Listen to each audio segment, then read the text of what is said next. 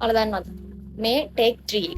මොකද මට මේක විනාඩියක් ඇතුලේ කියන්න බැරි වුණා. මේ අපේ සෙකන්ඩ් වීඩියෝ එක ප්‍රොඩක්ට් රිවිව් වලට මං පළවෙනිටම කරේ මෙන්න මේ ප්‍රොඩක්ට් එක අපි පළවෙනි වීඩියෝ එකේ දැම්මේ. ඔයාලා කවුරුත් කමෙන්ට් කරලා තිබ්බ නෑ. හැබැයි මම තරහ නෑ. මම මේක කන්ටිනියු කරනවා. ඉතින් අද මං කියන්නම් මගේ ඔපිනියන් එක මේක ඇත්තටම හොඳ ප්‍රොඩක්ට් එකක්. සිම්ප්ලි මේක ඇත්තටම හොඳ ප්‍රොඩක්ට් එකක්.